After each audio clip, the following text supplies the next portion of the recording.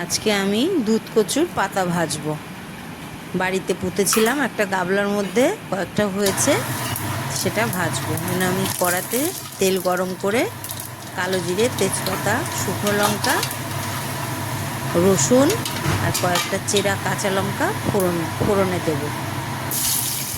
Medium আঁচে আস্তে আস্তে নেড়ে আমি ফোড়নটা লাল করে ভেজে নেব।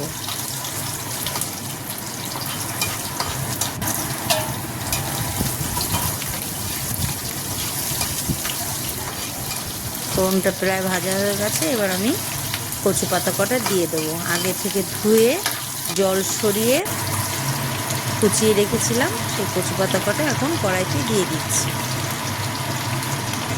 একটু লবণ দেব, লবণ দিয়ে নেড়ে মিশিয়ে ঢেকে দেবো।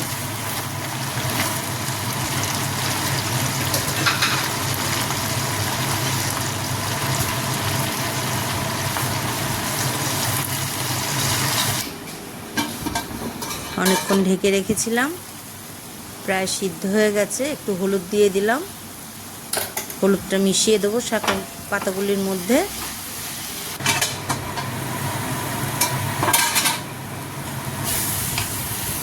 এবার প্রায় হয়ে এসেছে শাক।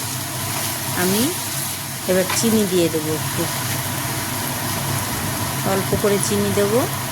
চিনি দিয়ে মিডিয়াম আঁচে রেখে মিশিয়ে দেবো চিনিটা পাতার মধ্যে।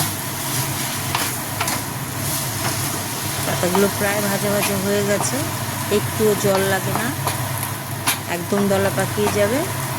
পাতা ভাজা রেডি হয়ে গেছে।